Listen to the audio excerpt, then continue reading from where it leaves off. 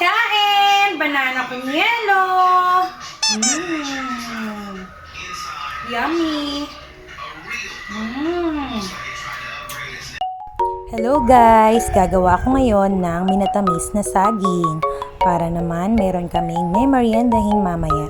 So hinugasan ko muna ito isa-isa at saka ko hiniwa-hiwa. At pagkatapos kong hiwain, ito ay aking isasalang na. Gumamit ako dito ng kalahating kilo ng negrong asukal. Yun. At nilagyan ko din siya ng half cup of water. So napakadali lang pala niyang lutuin. Thank you kay Mami S sa kanyang recipe. At nang mailagay ko na nga lahat ng saging, ay akin naman itong minekos-mekos lang at saka ko lang siya hinayaan na kumulo. Sa mahinang apoy lang to mga mare.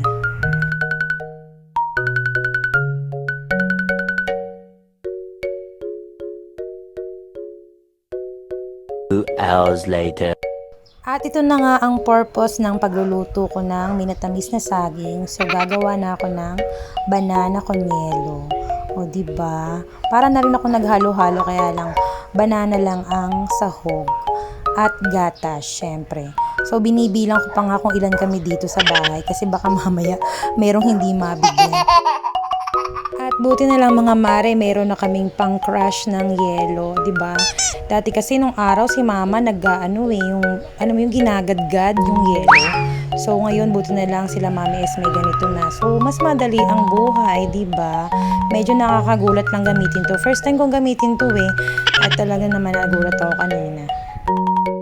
At yun nga mga mare, natatandaan ko nga si mama, nung bata pa lang ako, mahilig din siyang gumawa nito at may pangkudkod siya ng yelo nun. Yung lumang pangkudkod, alam nyo na yun. And nakikita ko nga, meron din siya nun, mga baso. Hanggang ngayon, buhay na buhay pa yung baso na yun yung basong panghalo-halo talaga guys. At yun nga, naalala ko na, kaya bukas pag gumawa ako nito, gagamitin ko yung baso na yun. Anyway, 4 na baso lang naman yun guys. Kasi syempre, gumagawa lang naman si mother nito. Pang merienda lang naman namin. Hindi naman pang tinda lang. So, Alis na! O, ito na! Gawa na po! Gawa na po! Okay. Ruli!